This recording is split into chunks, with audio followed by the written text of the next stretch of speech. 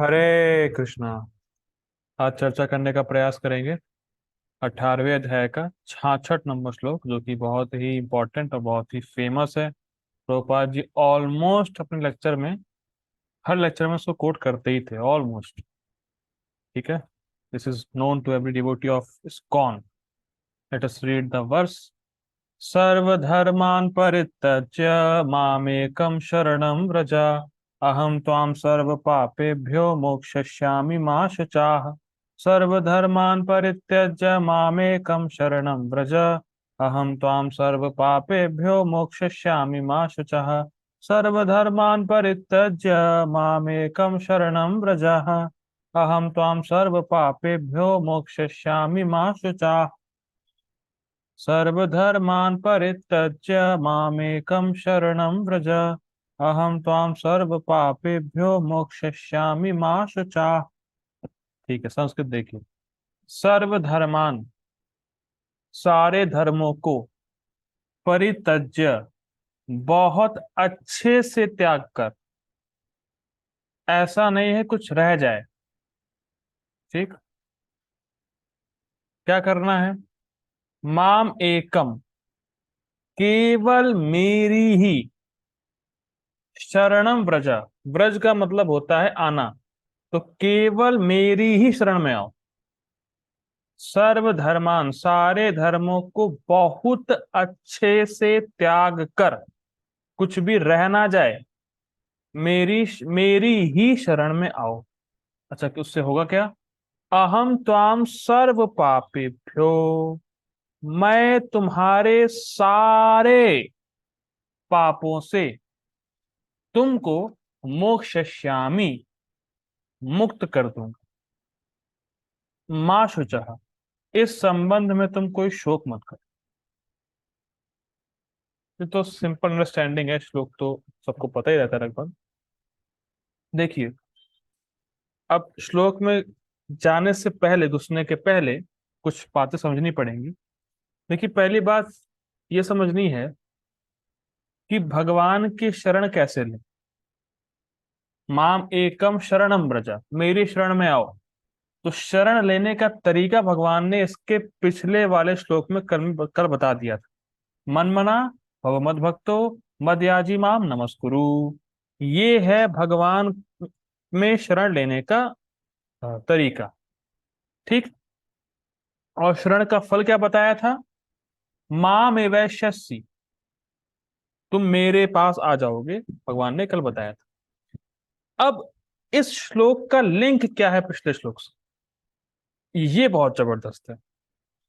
अब कोई क्वेश्चन करे कि भाई, अगर कोई बहुत बड़ा पापी है तो वो आपका स्मरण करे कैसे, आपकी भक्ति करे कैसे? उसको तो पहले अपना हृदय शुद्ध करना होगा, तब भक्ति कर पाएगा आप। तो भगवान कह रहे हैं नहीं, तुम्हें अपने हृदय को शुद्ध करने के लिए अलग से कुछ नहीं करना है।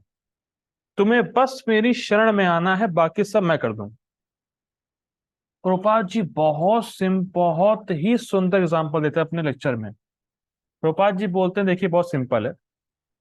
आप अगर हाई कोर्ट जज के बेटे हैं, और आप अगर उस जज के बेटे, अगर उस जज की कुर्सी पे बैठना चाहते हैं, तो आपको हाई कोर्ट का एग्जाम पास करना पड़ेगा। आपके अंदर कुछ क्वालिफिकेशन होनी चाहिए हाई कोर्ट के जज की कुर्सी पे बैठने के लिए। लेकिन कृष्णा कॉन्शियसनेस इतना जबरदस्त है, ये इस प्रकार से है कि कोई अनाड़ी व्यक्ति भी अगर हाई कोर्ट के जज की कुर्सी पर बैठ गया, केवल कुर्सी पर बैठने से हाई कोर्ट की क्वालिफिकेशन उसके पास अपने आप आ जाएंगी। कोई डॉक्टर है नहीं, डॉक्टर की ड्रेस पहने डॉक्टर बन जाएगा वो। डॉक्टर की नॉलेज उसके पास अपने आप आ जाएगी। ये है Krishna consciousness. You chant Hare Krishna, everything will come, Prabhupada ji बोलते हैं। तो ये सब लफड़ा नहीं करना है कि पहले हृदय शुद्ध करो, ऐसा करो, ऐसा करो, नहीं। केवल मेरी शरण में आओ, बाकी सब मैं करूंगा, कृष्ण कह रहा है। इस संबंध में गौर किशोर महाराज जी कहते थे कि भगवान धर्मों को छोड़ने के लिए कह रहे हैं। पाप को छोड़ने के लिए नहीं कह रहा। अगर आप ये सोचें कि पहले मैं पाप छोड़ूं, पहले मैं हृदय शुद्ध करूं तब भक्ति करूंगा ना, पाप छोड़ने को भगवान कह ही नहीं रहे हैं, पाप तो वो छुड़ाएंगे। वो तो आपको धर्म छोड़ने को बोल रहे हैं। आप सर्व धर्मान परित्यज्य, सर्व पापान परित्यज्य नहीं बोले भगवान। आप सिर्फ धर्म छोड़िए, पाप तो मैं छुड़ा दूंगा। आप धर्म छोड़ेंगे, यहां भगवान आपका पाप छुड़ा देंगे। और धर्म छोड़ना है, इसका मतलब क्या है? इसका मतलब ये है कि जो वर्णाश्रम के कर्म आप कर रहे हैं, या कोई ज्ञान मार्ग का अवलंबन कर रहा है, कोई अष्टांग योग कर रहा है, तो ये सब मार्ग को त्याग दो, इसको छोड़ दो और केवल भक्ति का आश्रय लो। ये भगवान कह रहे हैं। देखिए बहुत सिंपल मैं कर रहा हूं, सर्व धर्मान परित्यज्य, सारे धर्मों को त्यागो। धर्म का अर्थ यहां पर है विभिन्न मार्ग, वर्णाश्रम के कर्म, अष्टांग योग, ज्ञान योग, निष्काम कर्म योग, ये सबको छोड़ दो। अब करना क्या है? माम एकम शरणम व्रजा, भगवान की शरण ग्रहण करना है भक्ति। तो केवल भक्ति का आश्रय लो, केवल भागवत धर्म का आश्रय लो, बाकी अन्य जितने मार्ग हैं उन सबको अच्छे से छोड़ दो। इस संबंध में परम पूज्य दादा महाराज जी बताते हैं, महाराज जी कहते हैं कि पाप की वासना जैसे काम, क्रोध, लोभ, ये सब हम अपनी शक्ति से नहीं छुड़ा सकते, इसीलिए कृष्ण का आश्रय हमें लेना चाहिए। कोई ये सोचे कि मेरे अंदर जो काम वासना है इसको मैं अपनी शक्ति से खत्म कर दूंगा, इम्पॉसिबल। हम अपनी शक्ति से वासनाओं को खत्म नहीं कर सकते, ये सब भगवान छुड़ाते हैं। हमें केवल भगवान की शरण लेनी। अगर आपको कोई बीमारी हो गई है तो बीमारी का इलाज करने के लिए आप डॉक्टर के पास जाते हैं, तो डॉक्टर की शरण लेते हैं, दवाई की शरण लेते हैं, और उसके दम पर आपकी बीमारी ठीक होती है। कि जो वासनाएं हैं, जो पाप है, जो भी हृदय में कचरा है, वो भगवान की कृपा से जाएगा। और हमें क्या करना है? हमें भगवान की शरण लेनी। ठीक है, प्रभुपाद जी का अनुवाद देखिए। हाँ, समस्त प्रकार के धर्मों का परित्याग करो और मेरी शरण में आओ, मैं समस्त पापों से तुम्हारा उद्धार कर दूंगा, डरो मत। अब रेड में ये है, लिंक है, देखिए गीता भूषण टीका देखिए। बहुत लंबी टीका है, बहुत सुंदर टीका है, और टीका को पढ़ने के बाद प्रभुपाद जी तात्पर्य बहुत सिंपल हो जाएगा। गीता भूषण टीका देखिए। जिन लोगों के हृदय पुरातन कर्मों के कारण अनगिनत पापों से दूषित हैं, वे आपकी शुद्ध भक्ति कैसे कर सकते हैं, जिसमें आपकी आदर भाव से पूजा करनी होती, जैसा आपने अभी पिछले श्लोक में वर्णन किया। जब तक इन पापों को, जो आपकी भक्ति के विरुद्ध हैं, नियत प्रायश्चित्तों के द्वारा ध्वंस नहीं कर लिया जाता, जिन्हें शरीर के द्वारा महान कष्ट उठाकर किया जाता है। कहने का मतलब क्या? देखिए, ये अर्जुन बोल रहे हैं कृष्ण से। देखिए लिंक ये है कि अभी भगवान ने कहा था मन मना भव मद भक्तो मद याजी माम नमस्कुरु। तो अर्जुन कह रहे हैं ये तो तभी होगा ना, जब उसके जब व्यक्ति के हृदय में कोई पाप नहीं होगा। क्योंकि आप ही ने तो कहा था अभी, ये शाम तु अंतगतम पापम जनानाम पुण्य कर्मणाम ते द्वंद्व मोह निर्मुक्ता भजन ते माम दृढ़व्रता। ये 7वें अध्याय का श्लोक है, जिसमें भगवान कहते हैं कि जिसके पाप खत्म हो गए हैं और जो पुण्यवान है, वही मेरा भजन दृढ़ होके कर सकता है। अभी तो आपने बोला 7वें अध्याय में, ये शाम तू अंत गतम पापम, इसके पाप अंतगत हो चुके हैं, मतलब खत्म हो चुके हैं, जा चुके हैं। और जो पुण्यवान है, केवल मेरा वही भजन कर सकते हैं दृढ़ होके, वही में भक्ति कर सकते हैं दृढ़ होके। तो जो पापी है वो आपका भजन कैसे कर पाएगा? तो बेहतर उसके लिए ये होगा कि पहले वो अपने पापों का प्रायश्चित करे, पहले वो निष्काम कर्म योग करे, ज्ञान योग करे, ध्यान योग करे, पहले वो शुद्ध हो, जिसमें शरीर को बहुत कष्ट होता है, तब भक्ति करे। ये लगता है मुझे सही। आप अर्जुन का प्रश्न समझ पा रहे हैं? अर्जुन का प्रश्न ये है कि जब व्यक्ति के हृदय में पाप ही है तो भक्ति कर ही कैसे पाएगा? तो इसीलिए भक्ति करने से पहले उसको चाहिए कि वो अपना हृदय शुद्ध करे, पापों का प्रायश्चित करे, शरीर से महान कष्ट उठाए।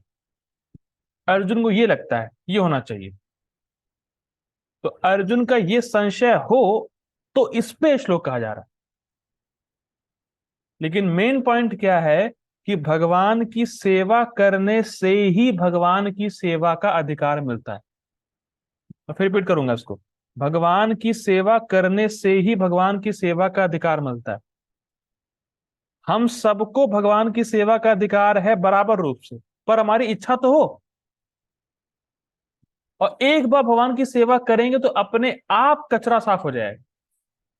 देखिए बहुत सिंपल है, अगर आपको बीमारी है तो आप दवाई पहले खाएंगे, ना कि ठीक होने के बाद खाएंगे।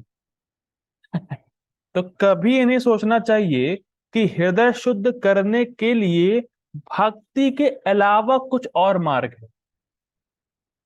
मैं फिर रिपीट कर रहा हूं, कभी ये मत लाइएगा दिमाग में कि मुझे अपना हृदय शुद्ध करना है तो भक्ति मैं क्यों करूं। ये भक्ति देवी के प्रति अपराध है, क्योंकि हृदय शुद्ध करने के लिए सबसे टॉप मोस्ट, सबसे इजी और सबसे बेस्ट तरीका है भक्ति करना। तो इसीलिए भक्ति करते ही हमारे साथ सारे पाप खत्म हो जाएंगे, सारा सब कुछ नष्ट हो जाएगा, हम शुद्ध हो जाएंगे।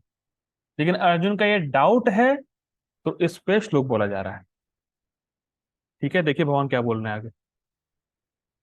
सभी प्रकार के धर्मों को उनके स्वरूप और उनमें वर्णित पाप के प्रायश्चित रूपी तपस्याओं के साथ त्यागते हुए तुम केवल मुझ कृष्ण की ही शरण में आओ जो परम ईश्वर है।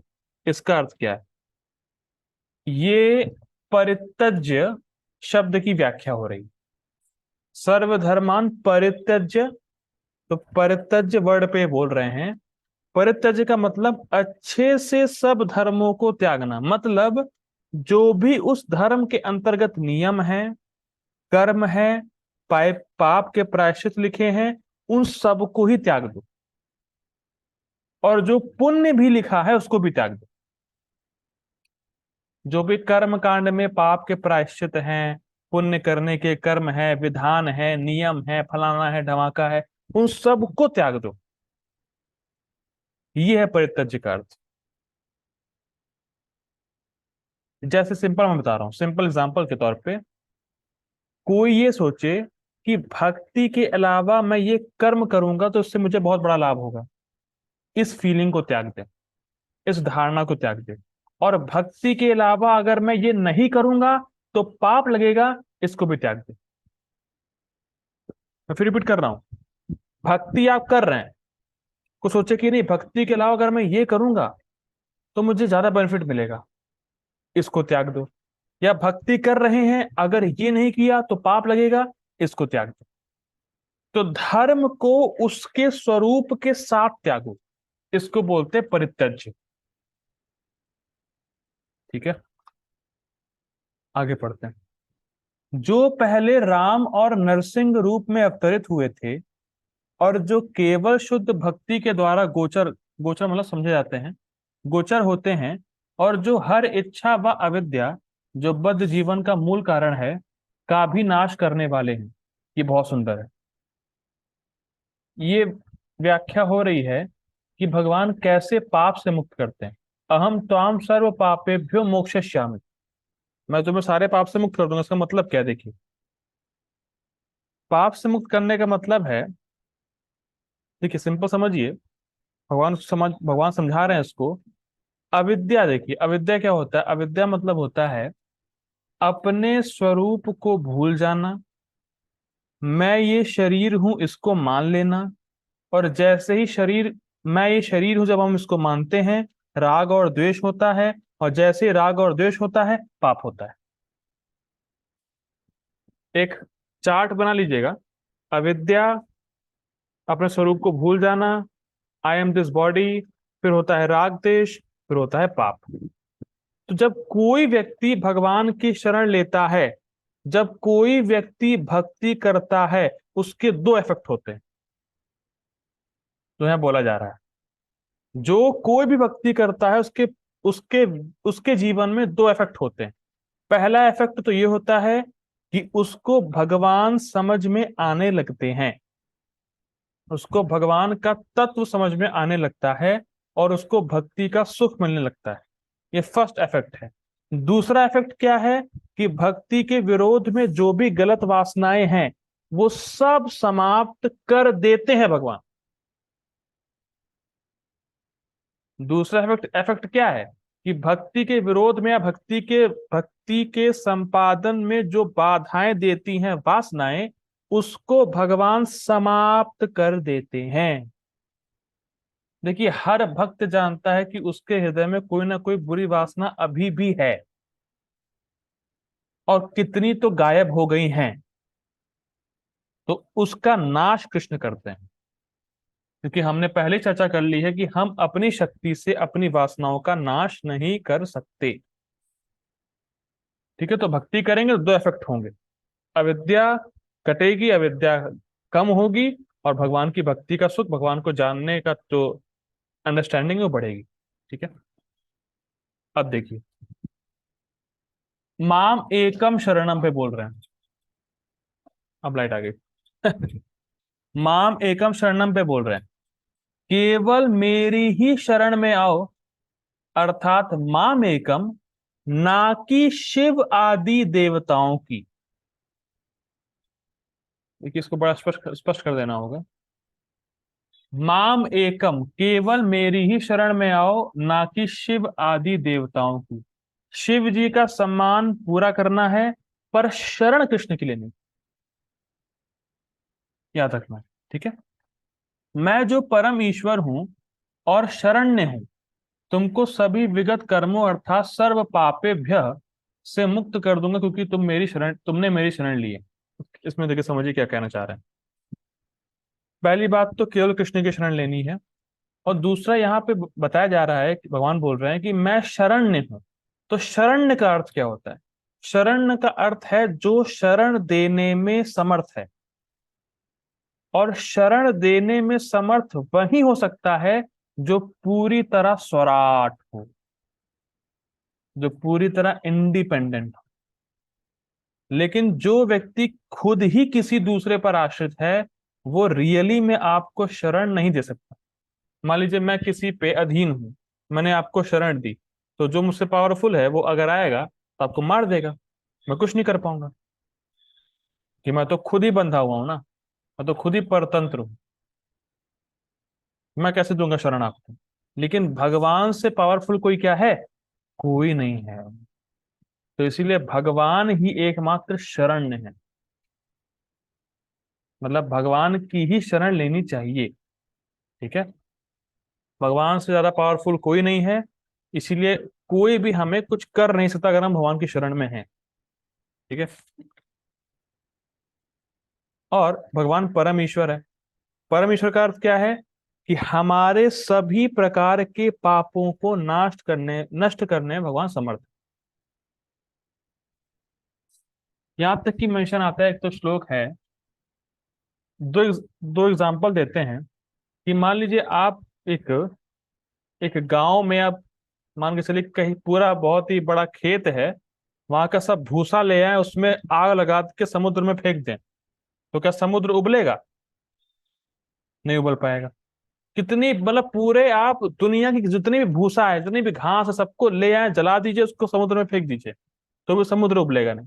उसी प्रकार से भगवान का नाम उतना पाप काट सकता है जितना कोई व्यक्ति पाप कर नहीं सकता।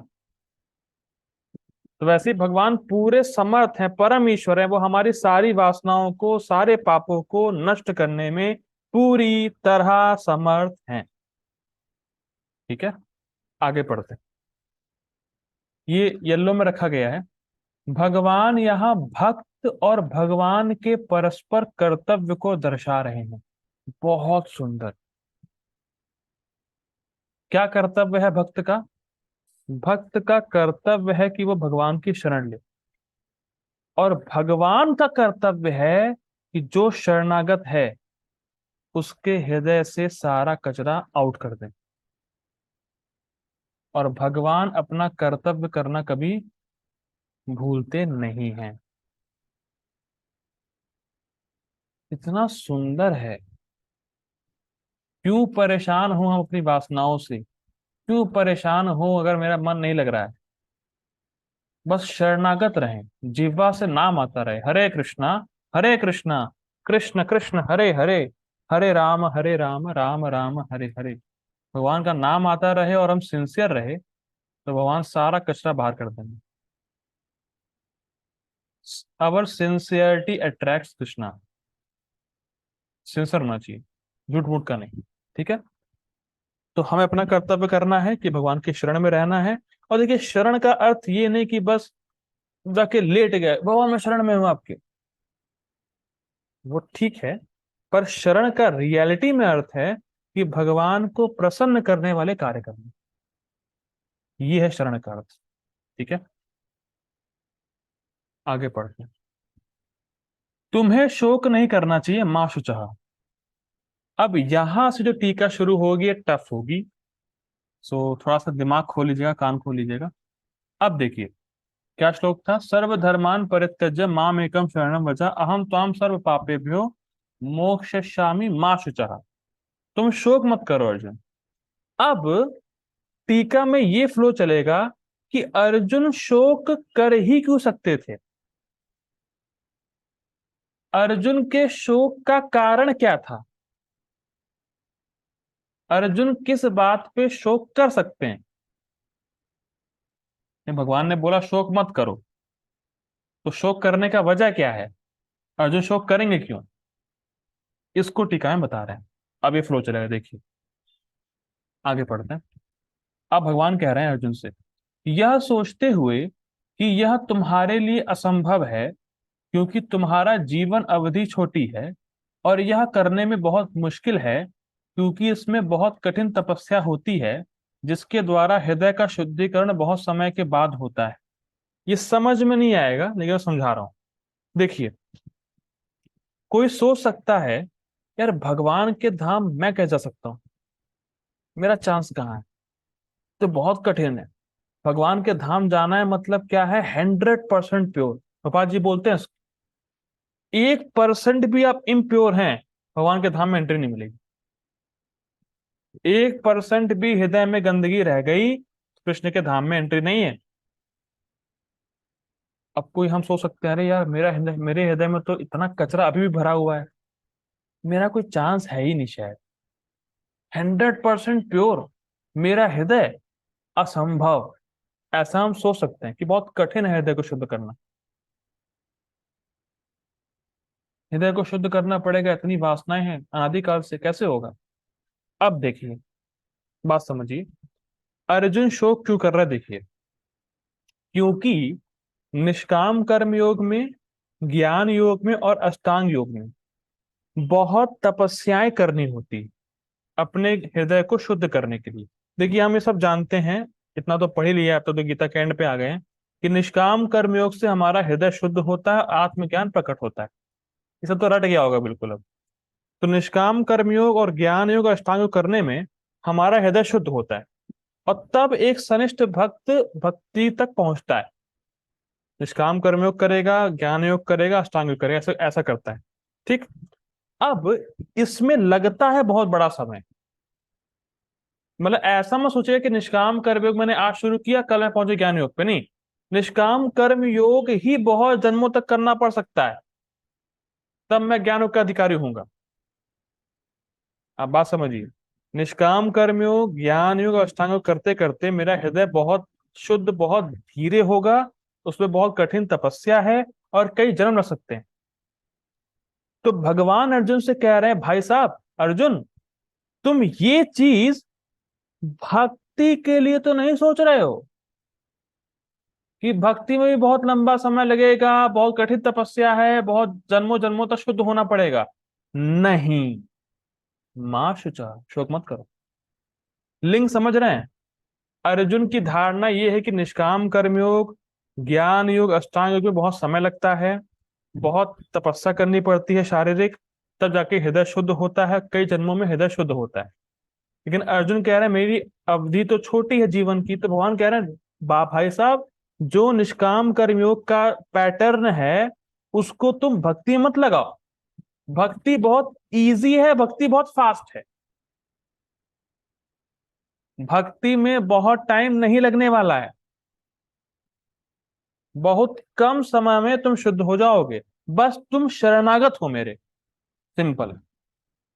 भक्ति का प्रोसेस बहुत फास्ट है, बहुत जल्दी हृदय शुद्ध होता है भक्ति से। इसीलिए तुम शोक मत करो कि ऐसे निष्काम कर्मयोग को करने में बहुत जन्म जन्म लग जाते हैं, बहुत लंबे समय बाद हृदय शुद्ध होता है। नहीं, उसको छोड़ो, मेरी शरण ग्रहण करोगे तुरंत शुद्ध हो जाओगे। मां शुचः। एक बार प्रभुपाद जी से ऐसे ही लेक्चर में किसी ने पूछा कि प्रभुपाद जी, मेरा हृदय बहुत गंदा है, मैं कितनी लाइफ टाइम में शुद्ध होऊंगा? प्रभुपाद जी ने कहा 1 मिनट। सुना होगा लेक्चर वो, 1 minute. You are not reading Bhagavad Gita, ऐसे प्रभुपाद जी बोलते हैं। तुम गीता पढ़ नहीं रहे हो, कृष्ण क्या बोल रहे हैं? वे यही श्लोक कोट करते हैं प्रभुपाद जी।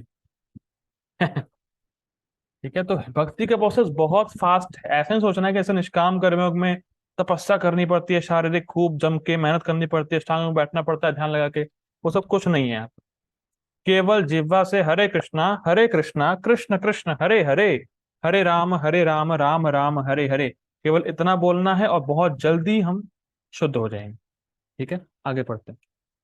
मैंने यह पहले ही बता दिया है कि मेरे शरणागत होने में इसकी हृदय शुद्ध करने के लिए कठिन तपस्या करने की कोई आवश्यकता नहीं है। ये मत शोक करो कि जैसे अन्य प्रोसेस में बहुत मेहनत लगती है, लंबा समय लगता है, तो यहां भी ऐसा ही होगा। ऐसा कुछ नहीं है, भक्ति में ऐसा नहीं होता। भक्ति बहुत सिंपल है, बहुत सबलाइम है। केवल हरे कृष्णा महामंत्र बोलना है। हरे कृष्णा महामंत्र बोलने में क्या दिक्कत है? क्या कठिन तपस्या है? कोई तपस्या नहीं है। देखिए, जप में मन लगाने में तपस्या हो सकती है, पर जप करने में तपस्या नहीं। मैं फिर रिपीट करूंगा, मन को नाम में लगाने में तपस्या है, लेकिन जिह्वा से केवल नाम बोलने में तपस्या नहीं। आप डिफरेंस समझ पा रहे हैं? जपा करने में कोई कठिनाई नहीं है, जपा में मन लगाने में कठिनाई। ठीक। और केवल नाम जिह्वा पे आ जाए उसका ही अनगिनत लाभ होता है, उसी से हम शुद्ध होते जाते हैं। तो भगवान यही बोल रहे हैं कि माँ शुचा, तुम शोक मत करो। जैसे अन्य प्रोसेस में दिक्कतें हैं, वैसे भक्ति में भी, भक्ति में बहुत सिंपल रहता है सब कुछ। ठीक है। अब यही चीजें कोट होंगी शास्त्रों से। करेक्ट। अब देखिए, श्रुतियां भी कहती हैं, ना कर्मणा ना प्रजया धनेना त्यागे नय का अमृतत्वम आनशुहु। ना तो अपने नियत कर्मों करने से, ना संतान उत्पन्न करने से, और ना ही धन अर्जन करने से कोई अमृतत्व को प्राप्त कर सकता है। मतलब इस जगत के भौतिक कार्य करने से व्यक्ति मुक्त नहीं होता है, लेकिन मुक्त नहीं होता है तो इसलिए इन चीजों पे अपने समय को ना व्यर्थ करे, भगवान की इच्छा में अपनी इच्छा को मिलाए, भक्ति करे तो भगवान का धाम प्राप्त कर लेगा। सिंपल। मतलब बाकी लफड़े को छोड़ो, अन्य प्रोसेस को, केवल भक्ति पकड़ो और पार हो जाओ, ये कहने का अर्थ। यह केवल कुछ लोगों को प्राप्त होता है जो भगवान को आत्मसमर्पण करते हैं, मतलब जो भक्ति करते हैं। ये महानारायण उपनिषद का श्लोक है। ठीक है। भगवान, अब देखिए, भगवान को प्राप्त करने के साधन के विषय में इन श्लोकों में बताया गया है, भगवान को कैसे प्राप्त कर सकते हैं। श्रद्धा भक्ति ध्यान योगात अवैति। भगवान को व्यक्ति श्रद्धा, भक्ति और ध्यान के द्वारा जान पाता है। श्रद्धा मतलब शास्त्र की श्रद्धा, भक्ति मतलब भक्ति, ध्यान तो हम कर ही रहे हैं, कीर्तन करेंगे ध्यान तो हो ही जाएगा। ये कैवल्य उपनिषद का श्लोक है। अब देखिए, तो अब यदि तुम सनिष्ठ भक्त हो तो अपने हृदय के शुद्धिकरण के लिए धर्माचरण करो। यदि तुम परिनिष्ठ भक्त हो तो दूसरों को आदर्श प्रस्तुत करने के लिए धर्माचरण करो। इस प्रकार की भक्ति के लिए धर्म आचरण आवश्यक होता है। क्या मतलब है? ये जो श्लोक है जो हम लोग पढ़ रहे हैं किसके लिए बोला गया है? निरपेक्ष भक्त के लिए, जो केवल भक्ति करना चाहता है, जिसको ना तो वर्णाश्रम में श्रद्धा है और ना दूसरों को दिखाना है वर्णाश्रम करके, केवल कृष्ण की भक्ति ही करनी है, वो क्लियर है। तो यही बात बोली जा रही है कि अगर तुम सनिष्ठ भक्त हो तो धर्म करोगे तुम, अगर तुम परिनिष्ठ हो तो भी धर्म करोगे, लेकिन अगर तुम निरपेक्ष हो तो धर्म करने की कोई जरूरत नहीं। ठीक है। अब यहाँ पे जो श्लोक कोट किए जाएंगे श्रुति के, वो सनिष्ठ और परनिष्ठ भक्त के बारे में है कि सनिष्ठ भक्त कैसे धर्म आचरण करते हुए भी कृष्ण को जानता है। ये श्लोक कोट किए जा रहे हैं। ऐसा श्रुति समझा जा सकता है, तम एतद वेद अनुवचनेन ब्राह्मण विविदिशन्ति यज्ञेन दाने न तपसा अनाशकेन। ब्राह्मण जन भगवान को जानने का प्रयास करते हैं वेद के अध्ययन के द्वारा, यज्ञ के द्वारा, दान के द्वारा और व्रत पालन के द्वारा। देखिए, ये भी एक तरीका है भगवान को जानने का, लेकिन भगवान क्या चाहते हैं? सर्वधर्मान परित्यज्य, ये सब छोड़ो तुम, केवल मेरी शरण में आओ।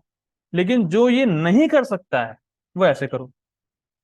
देखिए, भगवान टॉप मोस्ट तरीका बता रहे हैं आज के श्लोक में, लेकिन जो इसको नहीं कर सकता है तो कम से कम चलो अपने धर्म का आचरण करो, क्या कर सकते हैं। ठीक है। तो ये जो श्लोक है निरपेक्ष भक्त के लिए। आगे पढ़ते हैं। सत्येन लभस तपसा ही एष आत्मा। यह भगवान जो शास्त्रीय ज्ञान और निरंतर ब्रह्मचर्य के द्वारा जाने जाते हैं, मतलब जिसको शास्त्रीय ज्ञान होगा और जो निरंतर ब्रह्मचर्य, जो ब्रह्मचर्य का पालन करेगा, भगवान उसके द्वारा जाने जाते हैं। अब देखिए, क्या ये सब अर्जुन को पता नहीं है? ये सब कुछ अर्जुन को पता है कि ब्राह्मण यज्ञ करेगा, दान देगा, कुछ पढ़ेगा, वेद वगैरह पढ़ेगा तो कृष्ण को जानेगा, या जो शास्त्रीय ज्ञान में पारंगत होते हैं, जो ब्रह्मचर्य का पालन करते हैं, कृष्ण को जान पाते हैं। अर्जुन ये सब जानते हैं, पर अर्जुन के मन में ये है कि सब करेगा कौन? मैं तो गृहस्थ आश्रम में हूं, मैं तो ब्रह्मचर्य रहा नहीं, तो सब कौन करेगा लफड़ा? इसीलिए भगवान कह रहे हैं भक्ति करो पास। सिंपल।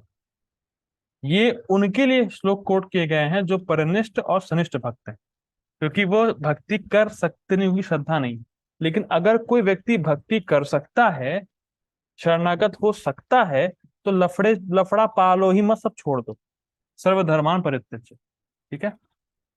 देखिए, माँ शुचा का एक, हाँ अब देखिए ऐसा करते हैं, यहां से एक नया थीम शुरू होगा। देखिए अभी तक हम लोग ने देखिए क्या पढ़ा, फास्ट तो नहीं जा रहा, लेकिन देखिए क्या है। माँ शुचा, अर्जुन का एक शोक करने का कारण ये था कि भाई वो कर क्या रहा था अर्जुन, वो निष्काम कर्मयोग और ज्ञान योग अष्टांग योग के पैटर्न को भक्ति में अप्लाई कर रहा था। निष्काम कर्मयोग में शुद्ध होने के लिए बहुत समय लगता है, बहुत शारीरिक कष्ट होता है, तो उसको लग रहा था कि भक्ति में भी ऐसा ही होगा। तो तो कृष्ण ने कहा नहीं, भक्ति बहुत सिंपल है, इजी है, केवल तुम मेरे शरणागत हो, मैं तुम्हें सारे पापों से मुक्त कर दूंगा, सारा कचरा दूर कर दूंगा। ये एक अर्थ है माँ शुचा का। अब माँ शुचा का दूसरा अर्थ लेंगे, ये बहुत लंबा है, तो उसको हम लोग नेक्स्ट मीटिंग में लेते हैं। So please join again. Hare Krishna.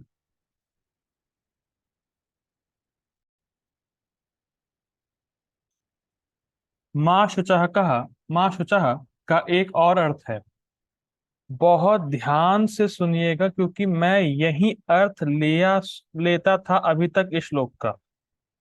मैं फिर रिपीट कर रहा हूं, ये बहुत जबरदस्त है और यही अर्थ प्राय सुनने में ही आता है और नहीं रहता अंडरस्टैंडिंग। लेकिन देखिए, ध्यान दीजिएगा। माँ शुचा का एक और अर्थ है, अपने नित्य धर्म को त्यागने से पाप लगेगा, ऐसा सोचकर तुम्हें शोक नहीं करना चाहिए। हाँ, परंतु यह व्याख्या मान्य नहीं है।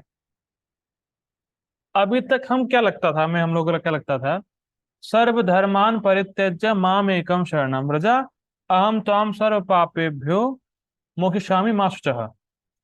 सर्वधर्मान परित्यज। अभी तक हम लोग को लग रहा था, मुझे मुझे तो लग रहा था ऐसा फिलहाल, कि अर्जुन अगर अपने क्षत्रिय धर्म को छोड़ देगा तो उसको पाप लगेगा।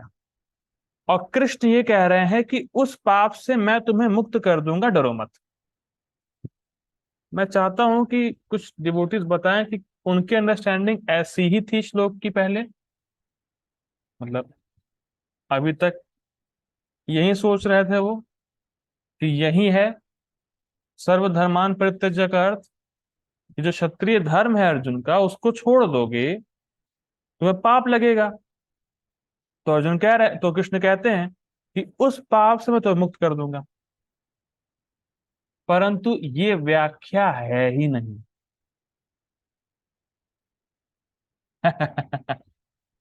ये व्याख्या मान्य ही नहीं है, इसका कोई अर्थ ही नहीं बनता है। क्यों? देखिए, क्योंकि धर्म को त्यागने से कोई पाप नहीं लगता है। वेद के निर्देश से एक सन्यासी अग्निहोत्र इत्यादि यज्ञों को त्याग देता है। इस प्रकार एक शरणागत जीव अपने नियत कर्मों को भगवान की आज्ञा से त्याग देता है, क्योंकि वे उसके लिए उपयुक्त नहीं हैं। ठीक है, मैं पूरा पढ़ता हूँ।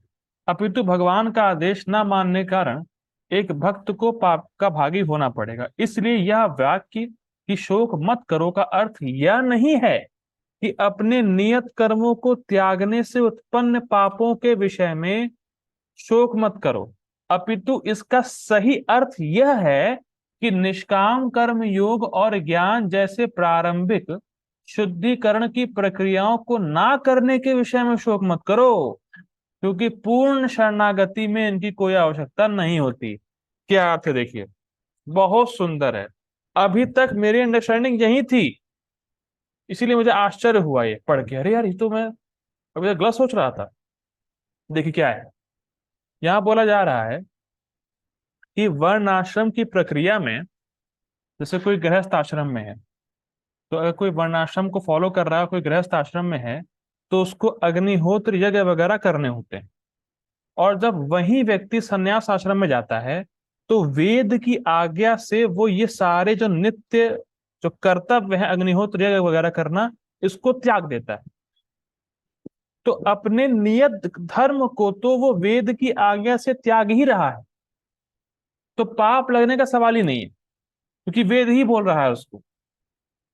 तो भगवान की आज्ञा से अगर कोई भक्त वर्णाश्रम के कर्तव्यों को त्याग भी देता है, तो उसमें पाप लगने का प्रश्न ही नहीं होता। ये एप्लीकेबल ही नहीं बनता, ये कोई अर्थ ही नहीं है इसका। इसीलिए ये नहीं सोचना चाहिए कि वर्णाश्रम के कर्तव्यों को त्यागने के बाद पाप लगेगा, ऐसा नहीं है। इस चीज का शोक अर्जुन नहीं कर रहे थे, ये बात ही नहीं है। मैं फिर रिपीट कर रहा हूं, अर्जुन ये शोक नहीं कर रहे थे कि अगर मैं अर्जुन ये शोक नहीं कर रहे थे कि मैं क्षत्रिय धर्म को छोड़ दूंगा तो पाप लगेगा। वर्णाश्रम के धर्म को छोड़ना पाप है ही नहीं, कोई प्रश्न ही नहीं है उसका। अगर भगवान की आज्ञा है तो कोई पाप लगता ही नहीं है, तो शोक करने की बात भी कहा। अब शोक था किसका फिर? शोक ये था कि हृदय शुद्ध करने का जो नॉर्मल प्रोसीजर है, क्या नॉर्मल प्रोसीजर है? निष्काम कर्मयोग करना, ज्ञान योग करना, अष्टांग योग करना, फिर भक्ति में आना। तो कोई कहे कि अगर निष्काम कर्म योग से हृदय शुद्ध नहीं है, देखिए बहुत सिंपल है, बहुत गंभीर से ध्यान सुनिएगा। हृदय शुद्ध करने का नॉर्मल प्रोसीजर ये है कि पहले व्यक्ति निष्काम कर्म योग करता है, फिर ज्ञान योग करता है, अष्टांग योग करता है, भक्ति योग करता है। भगवान ने बोला था कि जो व्यक्ति निष्काम कर्मयोग नहीं किया है, या निष्काम कर्मयोग करके हृदय शुद्ध नहीं किया है, अगर वो डायरेक्ट ज्ञान योग में जंप करेगा तो वो धोखेबाज है। ये तीसरे अध्याय में आया था। तो अब अर्जुन ये सोच रहे हैं कि अगर मैं निष्काम कर्मयोग नहीं करा, ज्ञान योग नहीं किया, और मैं डायरेक्ट भक्ति पर आ गया, तो ये तो दिक्कत है, मैं धोखेबाज कहलाया जाऊंगा। ये शोक है उसका। बहुत सूक्ष्म पॉइंट है। निष्काम कर्म योग नहीं किया और ज्ञान योग में जंप किया तो ये मिथ्याचार है, पर भक्ति में एप्लीकेबल नहीं। भक्ति के लिए ऐसा कुछ नहीं चाहिए। तो शोक मत करो अर्जुन। अरे मैंने निष्काम कर्म योग नहीं किया, ज्ञान योग नहीं किया, ये नहीं किया, वो नहीं किया, मैं कैसे शरणागत हो जाऊं कृष्ण का? ऐसा कुछ नहीं चाहिए। ये शोक मत करो अर्जुन कि तुमने क्या नहीं किया और क्या किया। अभी तुम मेरे शरणागत हो बस। आप समझ पा रहे हैं इस चीज को? भैया हम लोगों ने भी कहा निष्काम कर्मयोग किया है, भगवान को शरणागत है, भगवान की भक्ति कर रहे हैं। तो ये शोक करना कि अरे मैंने पहले के प्यूरिफाइड प्रोसेस नहीं अपनाए तो मैं कैसे भक्ति कर सकता हूं, ये शोक मत करो। या मैं कैसे शरणागत हो सकता हूँ कृष्ण आपके, ये शोक मत करो। तो मेरे पास शरणागत हो, जो भी कचरा है सब अपने आप मैं साफ कर दूंगा उसको। ठीक है? तो ये प्लीज कभी भी कोई अगर आपको बोले कि अर्जुन का शोक ये था कि वो क्षत्रिय कर्तव्य नहीं करेगा या वर्णाश्रम के कर्तव्यों को भगवान कह रहे हैं छोड़ दो तो पाप लगेगा, उसके लिए शोक मत करो, ऐसा व्याख्या ही गलत है। ठीक है? बहुत सूक्ष्म पॉइंट है। आगे पढ़ते हैं। व्यक्ति को यह व्याख्या नहीं करना चाहिए कि धर्म को पूर्ण रूपेण नहीं त्यागना चाहिए क्योंकि इससे पाप लगता है, अपितु केवल धर्म के फलों को त्यागना चाहिए। यह स्वीकार नहीं है क्योंकि शरणागति की इस प्रक्रिया में धर्म का संपादन ना करने से कोई भी पाप नहीं लगता है। इसका मतलब क्या है? अब देखिए यहां तो और सूक्ष्म पॉइंट है। सर्वधर्मान परित्यज्य। कुछ लोग ऐसा बोलेंगे या ऐसी व्याख्या करते हैं गलत। वो क्या बोलते हैं इसको? सर्वधर्मान परित्यज्य को वो ये बोलते हैं कि भगवान धर्म त्यागने को नहीं कह रहे, जो धर्म से प्राप्त होने वाला फल है स्वर्ग इत्यादि, उसको त्यागने को बोल रहा है। ये गलत व्याख्या है। मैं फिर रिपीट कर रहा हूं, देखिए एक एक कितना जबरदस्त सूक्ष्म, कितना विस्तार है श्लोक का। हमें लगता है अरे हमें तो सब पता है, कितना विस्तार है इसका। देखिए, सर्वधर्मान परित्यज्य, कुछ लोग ये ऐसी व्याख्या करते हैं गलत कि भगवान धर्म को छोड़ने को नहीं बोल रहे, धर्म से जो प्राप्त होने वाले भौतिक फल है उसको छोड़ दो। जैसे अग्निहोत्र यज्ञ वगैरह करने से जो फल प्राप्त होगा उसको छोड़ो, अग्निहोत्र यज्ञ को मत छोड़ो। ऐसा भी लोग बोल सकते हैं, लेकिन हम पहले ही पढ़ चुके हैं कि धर्म को अपने स्वरूप के साथ छोड़ो, यही परित्यज्य है। हमें धर्म तो छोड़ ही देना है, धर्म के साथ फल को भी छोड़ देना है। इसीलिए भगवान ने बोला परित्यज्य, कंप्लीटली छोड़ दो। इसलिए ऐसी व्याख्या करने वाले लोग हार जाते हैं परित्यज्य शब्द से। परित्यज्य मतलब धर्म को भी छोड़ो, धर्म के स्वरूप को भी छोड़ो। देखिए सिंपल है, देखिए बहुत सिंपल है। जो व्यक्ति भगवान की भक्ति कर रहा है, जो व्यक्ति भगवान का नाम ले रहा है, गीता श्रवण कर रहा है, उसको अब अग्निहोत्र वगैरह करने की कोई जरूरत नहीं। उसको कुछ नहीं करने की जरूरत है। वो सब कुछ छोड़ दो, केवल भक्ति का आश्रय। जैसे कभी कभी लोग कहते हैं श्राद्ध कर लो, वो कर लो, ये कर लो, उस पूजा में बैठ जाओ, उस पूजा में बैठ जाओ, ये पूजा वो पूजा, अरे कुछ करने की जरूरत है ही नहीं। सब छोड़ो, केवल कृष्ण की भक्ति करनी है बस। ठीक है? कोई पाप नहीं लगता। देखिए क्या लिखा है यहाँ पे, यह स्वीकार नहीं है क्योंकि शरणागति की इस प्रक्रिया में धर्म का संपादन ना करने से कोई भी पाप नहीं लगता। लोग ऐसा बोलते हैं अरे तुम उस पूजा में नहीं जाओगे तो पाप लगेगा, ये नहीं करोगे तो ऐसा हो जाएगा, वो नहीं करोगे तो कैसा हो जाएगा। अरे कुछ नहीं होगा। जो कृष्ण की भक्ति कर रहा है उसको कुछ होगा ही नहीं। वो पाप और पुण्य दोनों से परे है। सर्वधर्मान परित्यज्य, ये लेवल है। देखिए अब देखिए, इसीलिए सही अर्थ यही है कि एक शरणागत भक्त को सभी प्रकार के धर्मों को उनके स्वरूप से ही त्याग देना चाहिए।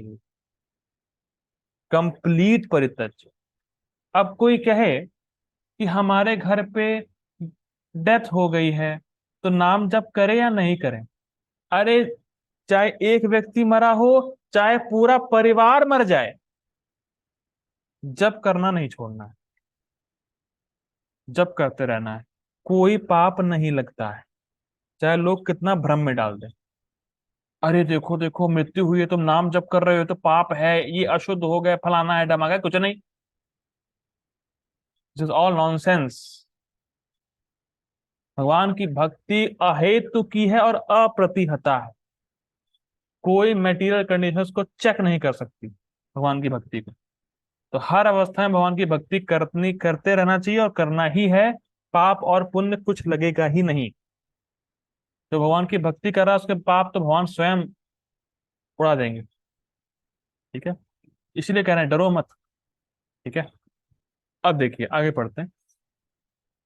किसी को यह तर्क नहीं देना चाहिए कि सभी को नियत कर्म करने ही चाहिए। क्यों? देखिए, अब मान लीजिए कोई तर्क करे, इसको कोई अपना दिमाग लगाए। किसी को यह तर्क नहीं देना चाहिए कि सभी को नियत कर्म करने ही चाहिए, क्योंकि हर व्यक्ति को हर समय कुछ कार्य अवश्य करना होता है। ना ही कश्य क्षणमपि, गीता में भगवान ने बोला था। यह नियम यहाँ पर प्रयुक्त नहीं होता, क्योंकि एक शरणागत भक्त निरंतर भगवत आराधना में युक्त रहता है, जो स्वयं एक कार्य है। क्या मतलब है? देखिए, मान लीजिए कोई कहे कि भगवान ने गीता में बोला है कि कोई भी व्यक्ति एक क्षण के लिए भी कुछ भी ना किए बिना रह नहीं सकता।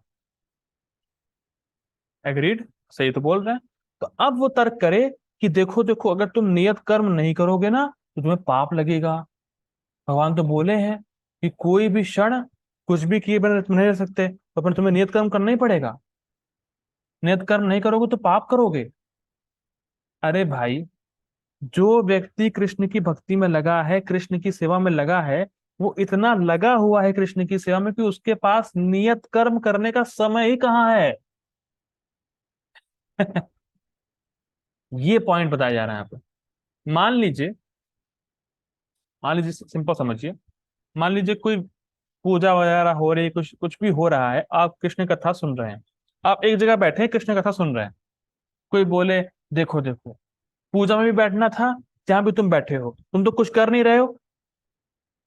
तुमने तुम कुछ कर नहीं रहे हो, तुम पूजा में नहीं बैठे इसलिए तुम्हें पाप लगेगा। अरे, मैं कथा सुन रहा हूं, और कथा सुनना भी एक कार्य है।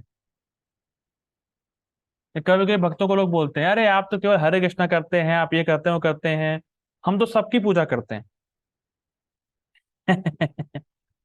या आप तो कुछ करते ही नहीं हैं, हम तो बड़े बड़े ये करते हैं, बड़ी बड़ी तपस्याएं करते हैं।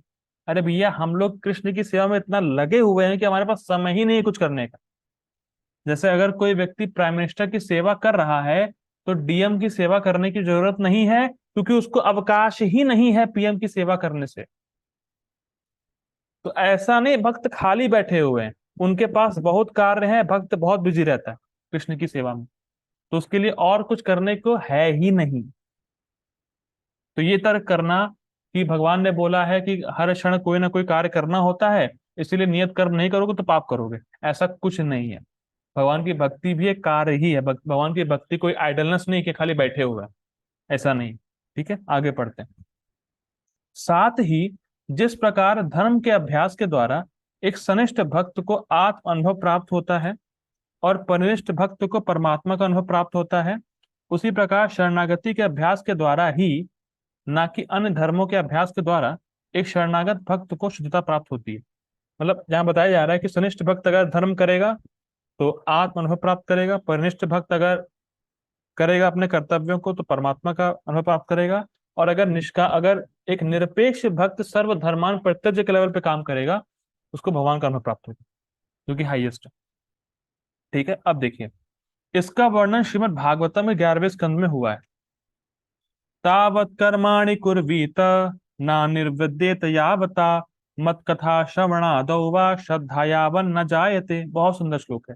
तावत् कर्माणि कुर्वीत, तावत् कर्माणि कुर्वीत, तब तक ही काम करो। कब तक काम करें? ना निर्वद्येत यावता, जब तक तुम काम करने से बोर ना हो जाओ। निर्वेद का मतलब होता है उब जाना। तो तब तक ही वर्णाश्रम के कर्मों को करो जब तक तुम वर्णाश्रमों के कर्मों को करते करते बोर ना हो जाओ। अच्छा, वो कब होगा? मत कथा श्रवण आदो वाह श्रद्धा यावन न जायते। जब तुम एक बार मेरी कथा के श्रवण में लग गए, मेरी कथा के श्रवण में तुम्हें एक बार रुचि आ गई, तुम्हारे सारे कर्म अपने आप बंद हो जाएंगे। कर्म छोड़ेगा नहीं, ध्यान दीजिएगा, कर्म छोड़ेगा नहीं। उसको भगवान की भक्ति में इतना सुख मिलेगा कि वर्णाश्रम में कर्म वो कर ही नहीं पाएगा। ये बोला जा रहा है यहाँ पे, समझ में आ रहा है? एक बार भगवान की कथा की लत लग गई तो उससे कुछ नहीं होने वाला, सब छूट जाएगा अपने आप। ठीक है, यही बात बोला जा रहा है सर्वधर्मान परित्यज्य का, कि सारे धर्मों को छोड़ो, केवल भक्ति करो। अब देखिए पढ़ते हैं। जब तक मनुष्य सकाम कर्म से तृप्त नहीं होता और श्रवणम कीर्तनम विष्णु द्वारा भक्ति के लिए तो रुचि जागृत नहीं कर लेता, तब तक उसे वैदिक आदेशों की विधानों के अनुसार कर्म करना होता है। सिंपल है, जब तक भक्ति कर रहा है तब तक, देखिए सिंपल है, सारे वेद के आदेश भक्ति तक लाने के लिए, और भक्ति में पहुंच गया तो वैदिक जो आदेश हैं उसको कोई फर्क नहीं पड़ता। इसी को इस श्लोक में और पुष्ट किया जा रहा है। ज्ञान निष्ठो विरक्तो वा मद भक्तो वा निपेक्षकः सलिंगन आश्रमांस त्यक्त्वा चरेद अविति गोचरा। बहुत सुंदर है। ज्ञान निष्ठो विरक्तो वा मद भक्तो वान अपेक्षकः। जो मेरा भक्त है, जो भक्ति में निष्ठ हो गया, भक्ति में उसको श्रद्धा हो गई, भक्ति में उसको रुचि प्राप्त हो गई, तो वो अनपेक्षक, मतलब अब उसको कोई फर्क ही नहीं पड़ता दुनिया से। सलिंगन आश्रमांस त्यक्त्वा, वो आश्रमों को उनके चिन्हों के साथ त्याग देता है। क्या मतलब? मैं ना तो ब्रह्मचारी हूं, मैं ना तो गृहस्थ हूं, मैं ना तो सन्यासी हूं, मैं ना तो ब्राह्मण हूं, मैं ना तो शूद्र हूं, मैं किसी आश्रम का नहीं हूं। मैं हूं क्या? कृष्ण नित्य दास।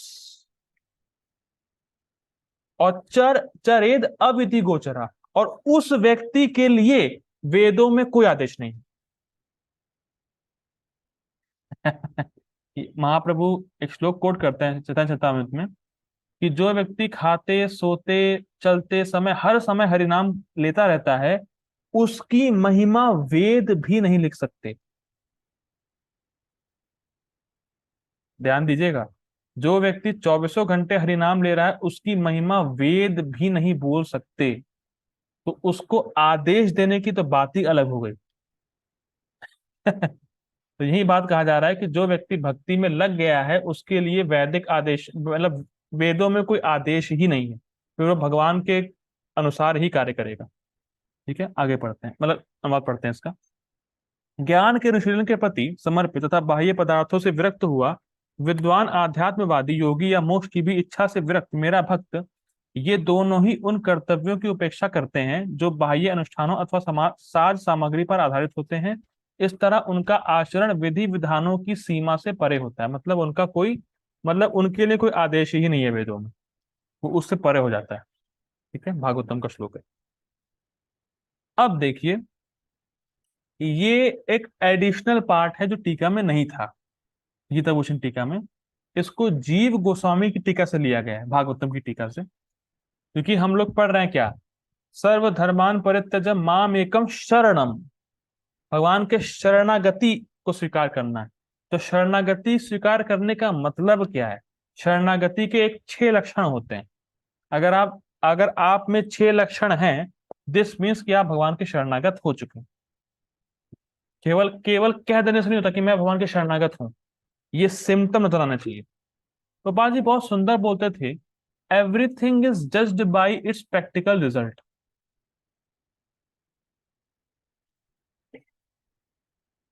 प्रैक्टिकल रिजल्ट क्या है?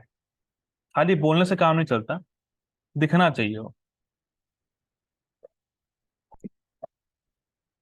तो शरणागति के 6 लक्षण देखिए।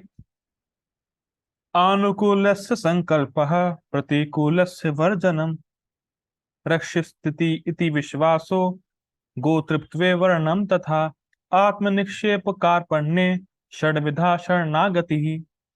सब इसका मीन देखिए। शरणागति के 6 लक्षण होते हैं। पहला, आनुकूलस्य संकल्पः, जो अनुकूल हो उसे स्वीकार करना। मतलब जो भक्ति में हमारे वर्धक हो, कैटलिस्ट हो, इन केमिस्ट्री लैंग्वेज, उसको स्वीकार करना। मतलब सिंपल, मंगल आरती जाना, जप करना, श्रवण करना, प्रसाद खाना, भक्तों का संग करना, ये हमारी भक्ति को बढ़ाता है, तो उसको ग्रहण करना। प्रतिकूल से वर्जनम, जो प्रतिकूल हो उसे त्याग देना। मतलब वैष्णव अपराध नहीं करना, नाम अपराध नहीं करना, इससे बचना, अभक्तों का संग नहीं करना, और प्रजल्प नहीं करना, इत्यादि सब छोड़ना है। ठीक है। रक्षिस इति रक्ष रक्षिष्यति विश्वासु, यह श्रद्धा रखना कि कृष्ण रक्षा करेंगे। बहुत सुंदर। मेरे एकमात्र रक्षक कृष्ण है। राखे कृष्ण मारे के, मारे कृष्ण राखे के। अगर कृष्ण ने सोच लिया कि मुझे इसको बचाना है, तो कौन मार सकता है? कृष्ण ने चाह लिया कि मैं इसको मारूंगा, तो कौन बचाएगा? तो ये विश्वास होना चाहिए कि कृष्ण मेरी रक्षा करेंगे। अब प्रश्न ये आता है कि प्रभु जी, हमें विश्वास नहीं होता कृष्ण रक्षा करेंगे मेरी। तो ये विश्वास इसीलिए नहीं हो रहा क्योंकि अभी हमारा हृदय अशुद्ध है और भक्ति बढ़ी नहीं है। जैसे जैसे भक्ति बढ़ेगी, हृदय शुद्ध होगा, और जितनी मात्रा में शुद्ध होगा, कुछ कुछ दिखने लगेगा कि हाँ, कृष्ण रक्षा करते हैं। भले हर समय करना लग रहा हो, लेकिन एट द कुछ पॉइंट आपको लगेगा कि मेरे जीवन में ऐसा कुछ तो हुआ कि वहां यार कैसे मेरी रक्षा होगी पता नहीं चला। कौन एकदम से आ गया, कौन कहां से क्या व्यवस्था हो गई, तब कृष्ण का स्मरण होता है कि जरूर कृष्ण ने हेल्प भेजी होगी। तो इससे जब भक्ति बढ़ेगी तो ये श्रद्धा बढ़ती है कि कृष्ण ही रक्षा करते हैं हमारी। जो माता पिता भी हमारा पालन पोषण कर रहे हैं, रक्षा रक्षा कर रहे हैं, वो भी कृष्ण की कृपा से ही कर रहे हैं, कृष्ण ही उनको प्रेरित कर रहे हैं। ये तो कृष्ण ही रक्षा करने वाले हैं एकमात्र, ये विश्वास उसका होता है। ये तीसरा लक्षण है। चौथा, गोत्रत्वे वर्णम, भगवान पर अपनी निर्भरता स्वीकार करना। ये हम पहले देख चुके हैं कि हम अकेले करता नहीं है, हम पूरी तरह डिपेंड है भगवान पर हर कार्य करने के लिए, हाँ, कुछ भी बोलने के लिए, कुछ भी करने के लिए। तो इसको स्वीकार करना चाहिए कि हाँ, भगवान की कृपा से मैं कर पा। और जो भी हम भजन भी करते हैं ना, वो भी कृष्ण पर डिपेंड करता है। मैं जो क्लास बोल पाता हूं, मुझे खुद नहीं पता कैसे बोल पाता हूँ। क्लास खत्म होने के बाद मैं सोचता हूँ, यार मैंने बोला क्या, इतनी बड़ी बड़ी बातें बोल तो दी, पर करता मैं कुछ भी नहीं अप्लाई। तो ये कहाँ से आ रही है बात? तो कृष्ण की कृपा है, कृष्ण देते हैं, प्रेरणा देते हैं, कृष्ण बुलवाते हैं अंदर से। तो हर कार्य पे जो भी हम कर पा रहे हैं, उस पे हमारा पूरा निर्भरता कृष्ण पे है। ये हमें स्वीकार करना चाहिए कि whatever I do, it is due to the mercy of Krishna. ठीक है। ये चौथा है। पांचवा, आत्म निक्षेप, स्वयं को पूरी तरह भगवान को समर्पित कर देना। ठीक है, तो आगे भी चर्चा होगी। और कार्पण्य मतलब नर्मता, नम्रता, वायु पुराण। ठीक है। तो देखिए, हम लोग शरणागति के लक्षण को डिफरेंट डिफरेंट एंगल से देखेंगे। तो वायु पुराण में जो डेफिनेशन दे रखी है, अभी हम लोगों ने वो कंप्लीट किया है। अब हम लोग आगे पढ़ते हैं। ठीक है। अब कुछ और अलग एंगल से ले रहे हैं इसको, उसी 6 लक्षणों को अलग एंगल से ले रहे हैं। देखिए, वह शास्त्रानुमोदित कार्य जो भगवान को प्रसन्न करते हैं, उन्हें अनुकूल कहा जाता है। हम लोगों ने पता ना, अनुकूल से संकल्प। तो अनुकूल चीजें हैं क्या? अनुकूल चीजें वो है जो शास्त्रों में लिखी है भगवान को प्रसन्न करने के लिए। जैसे हम नाम जप करते हैं, शास्त्र पढ़ते हैं, श्रवण करते हैं, भक्ति करते हैं, तो कृष्ण को प्रसन्न करता है, क्योंकि शास्त्र में दिया, भगवान की भी आज्ञा है कि भक्ति करना। अब देखिए, वह शास्त्र विरुद्ध कार्य जो भगवान को अप्रसन्न करते हैं, उन्हें प्रतिकूल कहा जाता है। हरे कृष्णापुर प्रभु जी, मेरा एक प्रश्न है आपसे।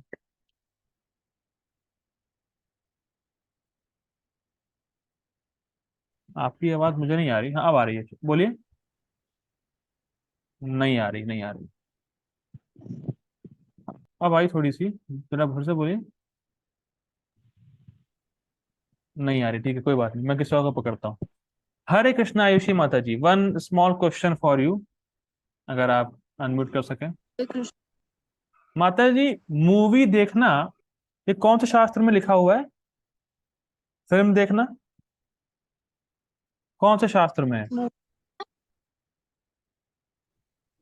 ये तो किसी ये तो किसी स्क्रिप्चर में नहीं लिखा हुआ है। ठीक है माता जी, ठीक। हो सकता है गीता के 19वें अध्याय में लिखा हो। 19वां अध्याय पढ़ा नहीं हमने अभी तक। तो मूवी देखना किसी शास्त्र में नहीं है। और लोग जाके देख लें और कहें कि हाँ ठीक है, ये सब तो मैं भक्ति कर रहा हूँ, कैसे कर रहे हैं? कहाँ कहाँ शरणागत हो गए फिर आप? मतलब मैं ऐसे बोल नहीं रहा, लेकिन आपको खुद सोचना चाहिए। यहाँ साफ साफ लिखा है कि जो शास्त्र विरुद्ध कार्य है, जो शास्त्र में नहीं है, उसको नहीं करना चाहिए, उससे भगवान प्रसन्न नहीं होते। तो प्रतिकूल से वर जन्म, हमें उस सबको छोड़ना है, त्याग देना है। मूवी देखना, क्रिकेट खेलना, ये करना वो करना कहाँ है शास्त्र में? कौन शास्त्र में लिखा है बताओ? तो इससे भगवान को प्रसन्न नहीं करता है। तो हमारी शरणागति को ये दिखाता नहीं, ठीक है? तो दिखाता है कि हम शरणागत नहीं हुए कृष्ण को भी। आगे पढ़ते हैं। आत्म निक्षेप। आत्म निक्षेप का अर्थ है, बहुत सुंदर अर्थ है, अपने भरण पोषण का दायित्व भगवान को समर्पित कर देना। जिनकी शरण भक्त लेता है। अरे मेरा खाना पीना कैसे होगा अगर मैं कमाऊंगा नहीं तो? ये है शरणागति आपकी? क्या लिखा है? साफ साफ साफ साफ देखिए। अपने भरण पोषण का दायित्व भगवान को समर्पित कर देना। भगवान जैसा रखेंगे वैसा मैं रहूंगा। और भगवान कभी किसी को भूखा नहीं रखते, और स्पेशली अपने भक्तों को तो कभी नहीं रखते। अरे मैं कमाऊंगा नहीं तो मेरा पेट नहीं चलेगा, मैं खाऊंगा पीऊंगा कैसे, कैसे होगा, कैसे होगा? अगर कैसे होगा चिंता है, आप शरणागत नहीं। तो अब इसका अब प्रश्न उठता है कि क्या कोई गृहस्थ जॉब ना करे? जॉब करे, पर एटीट्यूड ये रहे, my source of income is not my source of maintenance. मैं जो कमा रहा हूं उसी से मेरा भरण पोषण हो रहा है। ये एटीट्यूड अगर आपका है, आप भगवान के शरणागत नहीं। अगर आप ये मेंटेलिटी लेके चल रहे हैं, अगर मैं कमाऊंगा नहीं तो मेरा भरण पोषण नहीं होगा, this mentality itself is a destruction. कमाने की बात नहीं, आप खूब कमाओ, लेकिन एटीट्यूड ये होना चाहिए कि इससे मेरा भरण पोषण नहीं हो रहा है, कृष्ण कर रहे हैं। क्योंकि जो कमा नहीं रहा है उसको भी खाने को मिल रहा है। जानवर नहीं कमा रहे हैं, उनको भी खाने को मिल रहा है। तो भक्तों की तो बात छोड़िए। ठीक है, ये शरणागति का लक्षण है। देखिए बहुत हाई लेवल है, मैं नहीं कह रहा कि मैं आ गया हूं, लेकिन स्टैंडर्ड यही है। हमें सुनना होगा जिससे कि ये इच्छा है कि हमें यहां पहुंचना है, इसलिए सुनना जरूरी। कार्पण्य अर्थात दृष्ट ना होना। दृष्ट ना होना मतलब जिद्दी ना होना, एंगर ना होना, एंग्री। ठीक है। कभी कभी वाक्य पढ़ा जाता है, निक्षेपणम अकार्पण्यम। तो उस स्थिति में अर्थ होगा कि अपनी ये दयनीय स्थिति को अन्यों के समक्ष प्रस्तुत ना करना। बाकी सब कुछ स्पष्ट है। मतलब क्या कहने का तात्पर्य क्या है?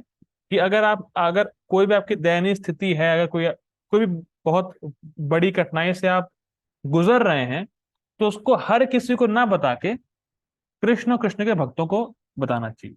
इस प्रकार का अर्थ यहाँ पे दिया गया है। ठीक है। अब जीव गोस्वामी क्या कहते हैं, अब देखिए। प्रभु जी कहाँ कहाँ कहाँ जाएंगे आप? पढ़ते रहिए।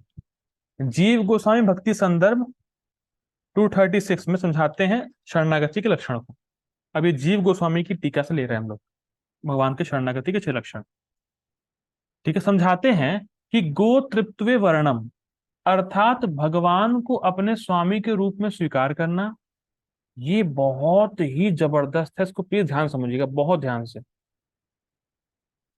जीव गोस्वामी भक्ति संदर्भ में कहते हैं, समझाते हैं कि गोत्रित्व वर्णम, अर्थात भगवान को अपने स्वामी के रूप में स्वीकार करना, यह शरणागति की परिभाषा ही है और इस कारण से यह अंगी है और अन्य 5 विषय इसके अंग है। कहने का तात्पर्य क्या, देखिए मेरी फुल बॉडी ये अंगी है, हाथ मेरा अंग है, पैर मेरा अंग है, आंख मेरा अंग है।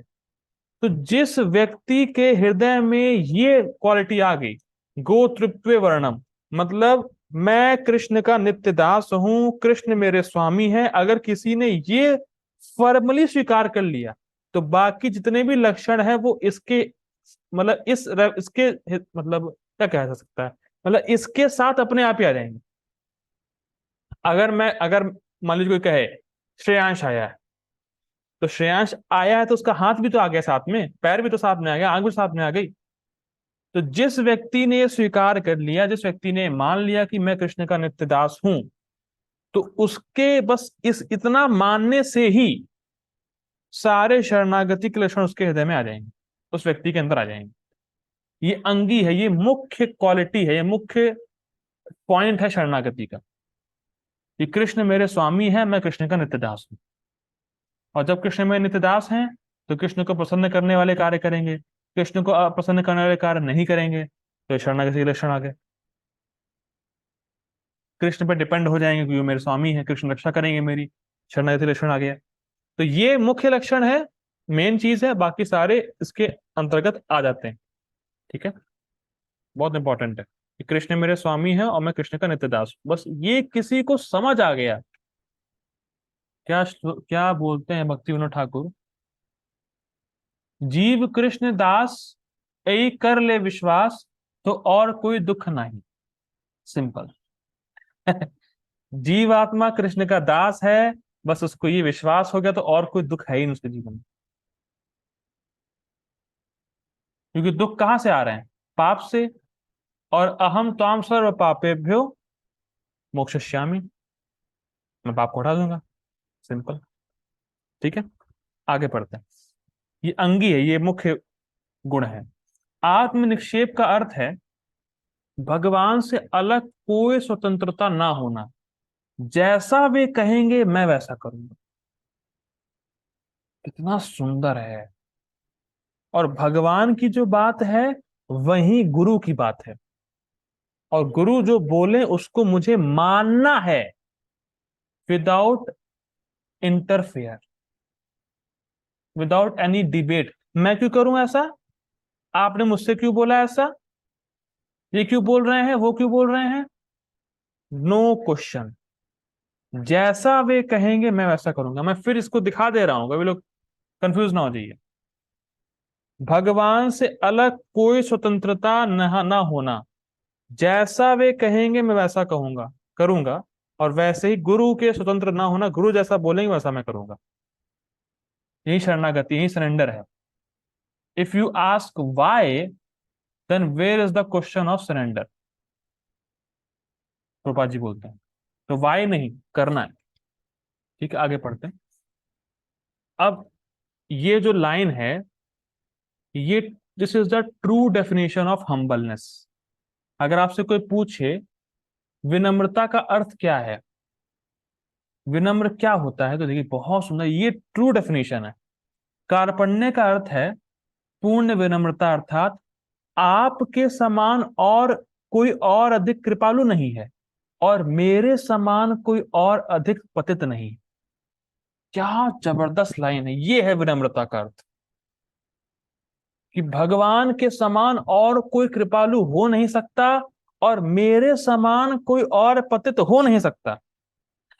प्लीज आप कुछ भी आज इस क्लास से लेके जाना, लेके जाएं, ये डेफिनेशन जरूर लेके जाइएगा। अब इसका अर्थ क्या, देखिए मैं पतित हूं, एक्सेप्टेड, लेकिन भगवान इतने समर्थशाली हैं, भगवान इतने कृपालु हैं कि भगवान अपनी कृपा से मेरा उद्धार करके ही मानेंगे।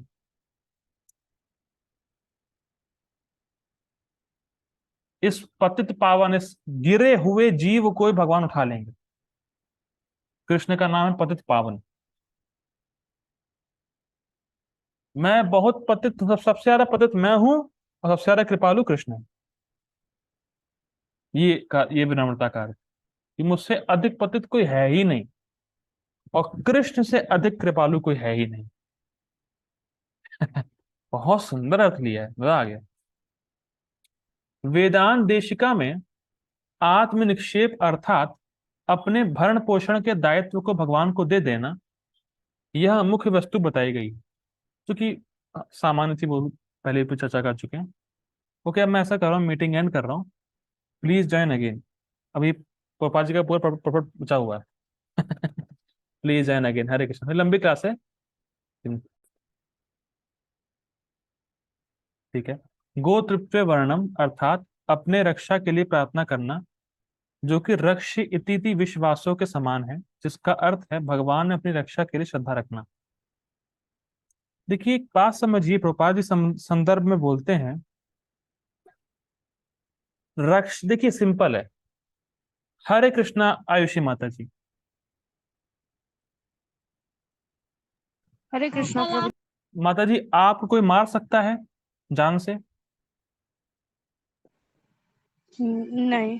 करेक्ट। मुझे लगा आप बोलेंगी हाँ। ठीक है, आप आत्मा के लेवल पे हैं, हरी बोल। प्रभु जी क्या बताए थे, ना हन्यते हन्य माने शरीरे। Correct correct. ठीक है, हरी बोल। देखिए, तो वही देखिए, अब बात यही आती है, रक्षा का मतलब क्या है। देखिए रक्षा, देखिए सिंपल है। खाने पीने को तो वहां सबको दे रहे हैं, काय की रक्षा? रक्षा का अर्थ यहाँ समझना पड़ेगा आध्यात्मिक चेतना की रक्षा। रूपा जी इसको बोलते हैं अवर स्पिरिचुअल कॉन्शियसनेस, कि कृष्ण मुझसे ऐसी कोई गलती ना हो, कोई अपराध ना हो जिससे मैं भक्ति से च्युत हो जाऊं। इसकी रक्षा करता है भक्त। र- सामान्य रक्षा तो वहां सभी कर ही रहे हैं। भक्ति की रक्षा, कि मैं जो भक्ति कर रहा हूं मुझसे ऐसा कोई अपराध ना हो जाए कि भक्ति का उत्साह कम हो या भक्ति से मैं गिर जाऊं। इससे रक्षा करिए भगवान मेरी, कि मैं भक्ति से च्यूत ना हूं, भक्ति को करना छोड़ ना दूं। इतनी कृपा करिए, इसकी रक्षा करिए कृष्ण। और इसकी रक्षा केवल कृष्ण कर सकते। उसको ही विश्वास होता है कि कृष्ण मेरी रक्षा जरूर करेंगे। देखिए कृष्ण कभी भी, देखिए सिंपल है, कोई भक्ति से आउट भी होना चाहे तो हो जाएगा, पर कृष्ण उसको छोड़ते नहीं, उसको वापस खींच लेते हैं। ठीक है। तो कृष्ण रक्षा करिएगा मेरे आध्यात्मिक चेतना की। ठीक है। मतलब मेरी मति सदैव इसी प्रकार से आप में लगी रहे, ये कहने का अर्थ। कार्पण्य का अर्थ है आशाहीनता और असहायता, और इस कारण से नम्रता से भगवान की शरण में जाना। कार्पण्य का अर्थ है, मतलब वो समझ रहा है कि इस जगत में कोई भी आशा करना बेकार है, और इस जगत में मैं असहाय हूं। मैं क्या कर सकता हूँ? मैं कुछ नहीं कर सकता। मैं तो कृष्ण पर डिपेंड हूँ। कृष्ण जो करा लेंगे मैं वो कर सकता हूँ, कृष्ण की कृपा हुई तो हो जाएगा। ये कई बार देखिए, हम लोग प्लान बनाते हैं कि अरे हाँ हम लोग आ रहे हैं। जैसे मेरा भी प्लान बना था रथ यात्रा में जाने का। इतनी कृपा रही कि टिकट ही नहीं मिल रही थी, टिकट हुई नहीं। 2 दिन से बहुत परेशान है, टिकट ही नहीं हुई। आज जाके कृष्ण के पास से टिकट हो गई है। अब दिक्कत है कि लेट हो जाएगा, रथ यात्रा के टाइम पहुंचूंगा मैं सुबह सुबह। उसी दिन पहुंचना पड़ेगा रथ यात्रा के समय। क्या कर सकते हैं। टिकट ही नहीं मिल रही थी। अब मान लीजिए मैंने बोला प्रभु जी को कि प्रभु जी मैं इतनी डेट को आ जाऊंगा। देखिए, असहाय, क्या कर सकते हैं, टिकट ही नहीं मिल रही थी। है। तो वही डिपेंड है कि देखिए सिंपल है, हम प्लान बनाते रहते हैं और भौतिक प्रकृति उस प्लान को तोड़ती रहती है, तो हमें असहाय होना पड़ता है। ये याद दिलाती है प्रकृति कि हम असहाय हैं। वास्तव में हम असहाय हैं। ठीक है। आगे बढ़ते हैं। इस प्रकार से वो नम्रता उसमें होती। फाइनली आप लोग खुश हो रहे होंगे तात्पर्य प्रपात जी का। लेकिन तात्पर्य भी छोटा नहीं, काफी बड़ा तात्पर्य है। लेकिन हम लोगों ने टीका में इतनी मेहनत कर ली है कि तात्पर्य बड़ा आसान होगा समझना। ठीक है। बस पढ़ेंगे और समझ चले जाएंगे समझते हुए। भगवान ने अनेक प्रकार के ज्ञान तथा धर्म की विधियां बताई हैं। पर ब्रह्म का ज्ञान, परमात्मा का ज्ञान, अनेक प्रकार के आश्रमों तथा वर्णों का ज्ञान, संन्यास का ज्ञान, अनासक्ति, इंद्र तथा मन का संयम, ध्यान आदि का ज्ञान, ये सब पूरी गीता में भगवान ने बताया। उन्होंने अनेक प्रकार से नाना प्रकार के धर्मों का वर्णन किया। अब भगवत गीता का सार प्रस्तुत करते हुए भगवान कहते हैं कि हे अर्जुन, अभी तक बताई गई सारी विधियों का परित्याग करें। क्या आपको ये दिख रहा है टीका में कि निष्काम कर्मयोग छोड़ो, ज्ञान योग छोड़ो? ठीक है, मैच कर पा रहे हैं। अब केवल मेरी शरण में आओ। इस शरणागति से वह समस्त पापों से बच जाएगा, क्योंकि भगवान स्वयं उसकी रक्षा का वचन दे रहे हैं। मां शुचः। 7वें अध्याय में यह कहा गया था कि वही कृष्ण की पूजा का स्तर जो सारे पापों से मुक्त हो गया हो। क्या इसको लिंक पकड़ पा रहे हैं? अर्जुन का क्वेश्चन यही था। ये लिंक है पिछले श्लोक से इस श्लोक की। प्रभुपाद इसको ऐसे रखे हैं, मतलब टीका पढ़ने के बाद तो प्रभुपाद ये पर्पट ऐसे खुल के आता है सामने कि क्या बताया जाए। ये लिंक है। ठीक है। इस प्रकार कोई यह सोच सकता है कि समस्त पापों से मुक्त हुए बिना कोई शरणागति नहीं पा सकता। ठीक है। ऐसे संदेह के लिए यहाँ यह कहा गया है कि कोई समस्त पापों से मुक्त ना भी हो तो केवल श्री कृष्ण की शरणागत होने पर स्वतः मुक्त कर दिया जाता है। सब क्लियर हो रहा होगा। पापों से मुक्त होने के लिए कठोर प्रयास करने की कोई आवश्यकता नहीं है। अर्जुन को क्या लग रहा था कि अरे बहुत कठोर तपस्या करनी पड़ेगी, शारीरिक कष्ट उठाना पड़ेगा, तब पापों से मुक्त होंगे। ऐसा भक्ति में नहीं होता। ठीक है। मनुष्य को बिना झिझक के कृष्ण को समस्त जीवों के रक्षक के रूप में स्वीकार कर लेना चाहिए। ठीक है। उसे चाहिए कि शुद्धता प्रेम से उनकी शरण ग्रहण करे। स्पष्ट हो रहा होगा। अब देखिए, ये शरणागति के 6 लक्षण जो हम लोगों ने डिटेल में चर्चा किया है। हरि भक्ति विलास में कृष्ण की शरण ग्रहण करने की विधि का वर्णन हुआ है। आनुकूल संकल्प, प्रतिकूल वर्जनम, रक्षसी इति विश्वासो, गोतृत्वे वर्णन तथा आत्मनिक्षेप कार्पण्य शतविधा शरणागति चर्चा कर चुके हैं कई बार। भक्ति योग के अनुसार मनुष्य को वही धर्म स्वीकार करना चाहिए जिससे अंततः भगवत भक्ति हो सके। ठीक है। समाज में अपनी अपनी स्थिति के अनुसार कोई एक विशेष कर्म कर सकता है। हाँ, ये बहुत सुंदर है। लेकिन यदि अपना कर्म करने से कोई कृष्ण भावना अमृत तक नहीं पहुंच पाता तो उसके सारे कार्यकलाप व्यर्थ हो जाते हैं। वो श्लोक है ना, श्लोक नहीं याद आ रहा है, भागवतम का है, श्रम एव ही केवलम। मेरे ख्याल से 1-2-28 है भागवतम। अरे, विश्वक्सेन कथा सुया न उत्पादित रतिम श्रम एव ही केवलम। ऐसे करके श्लोक है कि अगर व्यक्ति भगवान की कथा में रुचि उत्पन्न नहीं कर पाया तो उसके जीवन के सारे जो कार्य हैं वो सब विफल हो गए। उसने पाया क्या? ठीक है। तो अगर कोई व्यक्ति कर्म कर रहा है अपनी स्थिति में रहकर, लेकिन अगर कृष्ण भावना में जागृत नहीं कर पाया, कृष्ण कॉन्शियस को उजागर नहीं कर पाया, कृष्ण के प्रति प्रेम को बढ़ा नहीं पाया, तो उसका जीवन व्यर्थ माना जाएगा। ठीक है। जिस कर्म से कृष्ण भावना अमृत की पूर्ण अवस्था ना प्राप्त हो सके उससे बचना चाहिए। बहुत सुंदर। मतलब भक्ति में जो भी बाधाएं हों उसको छोड़ दो, चाहे वो पुण्य ही क्यों ना हो। मैं फिर रिपीट कर रहा हूं, भले ही कोई पुण्य भी क्यों ना हो, अगर वो भक्ति में बाधक है तो उसको छोड़ देना चाहिए। ठीक है। मनुष्य को विश्वास विश्वास होना चाहिए कि कृष्ण समस्त परिस्थितियों में उसकी सभी कठिनाइयों से रक्षा करेंगे। ठीक है। इसके विषय में सोचने की कोई आवश्यकता नहीं कि जीवन निर्वाह कैसे होगा, सबका हो ही रहा है ये तो। ठीक है। हाँ, धर्मा सुनिष्ठिता पुंसा विश्वक्सेन कथासु यह न उत्पादित श्रमेव ही केवलम। धर्म स्वनिष्ठता पुंसा, पुंसा मतलब इंसानों ने अपने धर्म को स्व अनुष्ठित अच्छे प्रकार से किया। विश्वक्सेन कथासु यह न उत्पादित, लेकिन विश्वक्सेन मतलब भगवान का नाम है ये, तो विश्वक्सेन की कथा में उन्होंने रति को उत्पन्न नहीं किया तो उनका सारा धर्म करना क्या हुआ? श्रमेव ही केवलम। देखिए, श्रमेव ही केवलम का अर्थ आप ये समझिए, कई बार जिम में ट्रेडमिल होती है। ट्रेडमिल देखा होगा, सुना तो होगा ही कम से कम। लोग भागते हैं उसमें, वजन कम करते हैं। तो ट्रेडमिल में दिखाता है 5 किलोमीटर, 6 किलोमीटर आप भाग लिए, पर 1 इंच भी वहां से नहीं हिला वो। लिखा है 5 किलोमीटर भाग लिए आप, लेकिन आप है कहाँ? आप है वहीं पर। आप धर्म अच्छे से किए, पर भगवान की भक्ति में रुचि उत्पन्न नहीं किए, कथा में रुचि उत्पन्न नहीं किए, तो किया क्या फिर आपने? वहीं के वहीं रहे आप। ठीक है, ये तो कि कहाँ पे पढ़ रहे थे हम लोग? हाँ, जीवन निर्वाह कैसे होगा, आगे पढ़ते हैं। देखिए, मैं पढ़ रहा हूँ ये सोच के क्या कुछ समझ में आ रहा होगा। ठीक है, कृष्ण इसको संभाल लेंगे, मतलब सबको संभाल लेंगे, कृष्ण संभाल ही रहे हैं कृष्ण। मनुष्य को चाहिए कि वह अपने आप को निसहाय माने और अपने जीवन की प्रगति के लिए कृष्ण को ही अवलंब समझे। ये बहुत सुंदर है। प्रभुपाद ये जगह लिखते हैं कि कृष्ण की कृपा is the highest parameter in devotees life. मतलब भक्त के जीवन में सबसे मुख्य बात है कृष्ण कृपा, क्योंकि कृष्ण की ही कृपा से हम कृष्ण को प्राप्त कर सकते हैं, कृष्ण की ही कृपा से हम सारी वासनाओं से मुक्त हो सकते हैं।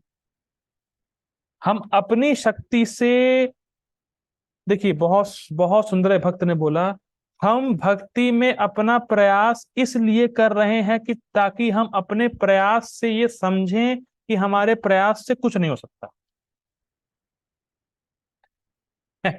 हम भक्ति में प्रयास इसलिए कर रहे हैं ताकि हम ये समझें कि हमारे प्रयास से कुछ नहीं होने वाला, सिंपल। हम असहाय हैं, हम केवल कृष्ण को प्रसन्न करने का प्रयास कर रहे हैं, कृष्ण प्रसन्न हो जाएंगे तो वो अपने को प्राप्त करा लेंगे और वो हमारे हृदय से वासनाओं और पाप का निर्मूलन कर देंगे। ठीक, आगे पढ़ते हैं।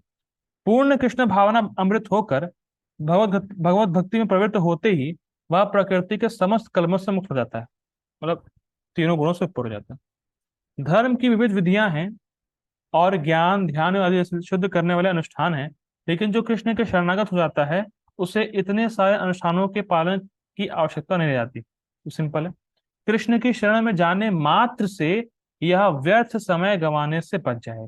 फास्ट है भक्ति, जैसे एलिवेटर और सीढ़ियां। ठीक है, इस प्रकार वह तुरंत सानी उन्नति कर सकता है और समस्त पापों से मुक्त हो सकता है। श्री कृष्ण की सुंदर छवि के प्रति मनुष्य को आकृष्ट होना चाहिए। उनका नाम कृष्ण इसलिए पड़ा क्योंकि वे सर्व आकर्षक हैं। और कब पड़ा? हरे कृष्णा प्रभु जी, कृष्ण का नाम कृष्ण कब पड़ा?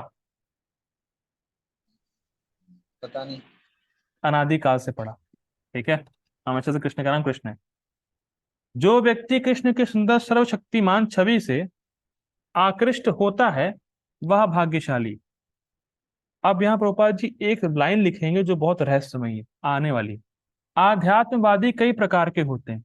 कुछ निर्गुण ब्रह्म के प्रति आकृष्ट होते हैं, निराकार ब्रह्म। कुछ परमात्मा के प्रति, परमात्मावादी। लेकिन जो भगवान के साकार रूप के प्रति आकृष्ट होता है, और इससे भी बढ़कर जो साक्षात भगवान कृष्ण के प्रति आकृष्ट होता है, वह सर्वोच्च योगी है। This is now very interesting point. व्यक्ति अन्य विष्णु स्वरूपों के प्रति आकृष्ट हो सकता है। कोई राम जी का भक्त होता है, कोई नरसिंह देव का भक्त होता है, कोई वरादेव का भक्त होता है, इष्ट निष्ठा रहती है। लेकिन जो व्यक्ति कृष्ण में आकृष्ट हुआ है वो टॉप मोस्ट है सब में। He is the top most devotee. जो कृष्ण में आकृष्ट हुआ है, उसकी मति कृष्ण में जा रही है, वो टॉप मोस्ट है। ठीक है, दूसरे शब्दों में अनन्य भाव से कृष्ण की भक्ति गुह्यतम ज्ञान है और संपूर्ण गीता का यही सार है। इस लाइन को पकड़ लीजिएगा। हरे कृष्ण प्रभु जी, गीता में क्या कृष्ण बताया गया है? गीता का सार क्या है? यही है, अनन्य भाव से कृष्ण की भक्ति गौतम ज्ञान, यही है। ठीक है, नहीं आपको सिंपल ही बोलना है, कृष्ण की अनन्य भाव से भक्ति, बस इतना बोलना है। ठीक, आगे पढ़ते हैं। कर्मयोगी, दार्शनिक योगी तथा भक्त सभी आध्यात्मवादी कहलाते हैं। कहने का मतलब क्या, चाहे वो कोई कर्म योगी हो, चाहे वो अष्टांग योगी हो, चाहे वो ज्ञान योगी हो, चाहे वो भक्ति योगी हो, ये सब भौतिक भोगों से विरक्त रहते हैं, इसलिए आध्यात्मवादी। कोई कर्म योग कर रहा हो, कोई ज्ञान योग पर कर रहा हो, कोई हठ योग कर रहा हो, अष्टांग योग कर रहा हो, कोई भक्ति कर रहा हो, इन सब में कॉमन पार्ट क्या है कि वो सारे ट्रांसडेंटलिस्ट हैं और सारे लोग भौतिक भोगों से विरक्त रहते हैं। ये कॉमन पॉइंट है इन दोनों। ठीक है, लेकिन इनमें से शुद्ध भक्त ही सर्वश्रेष्ठ है।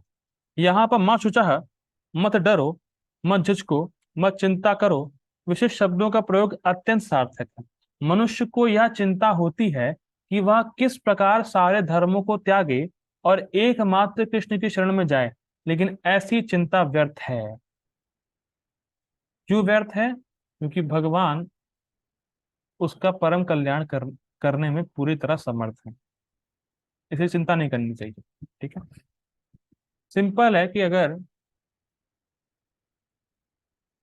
देखिए कोई व्यक्ति पेड़ उगाता है तो फल की चिंता करता है कि फल मिले नहीं मिले। जैसे मान लीजिए आपने आम का पेड़ लगाया और उसमें आम ही नहीं आया तो क्या फायदा?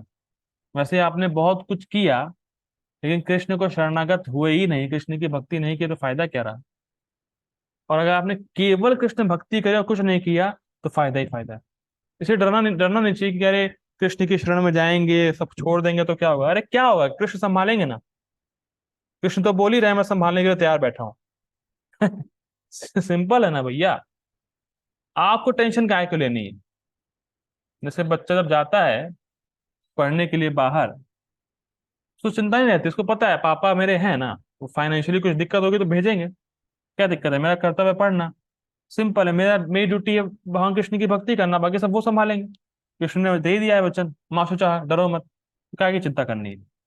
तो कोई चिंता नहीं करनी है, केवल कृष्ण की भक्ति करनी है, भक्ति करके कृष्ण के पास आना है। ये कृष्ण का अंतिम उपदेश है पूरे गीता में। ठीक है, अब आगे अन्य बातें आएंगी जो हम लोग कल देखने का प्रयास करेंगे। श्रील प्रभुपाद की जय, श्री भगवद गीता की जय। Thank you for listening. Hare Krishna.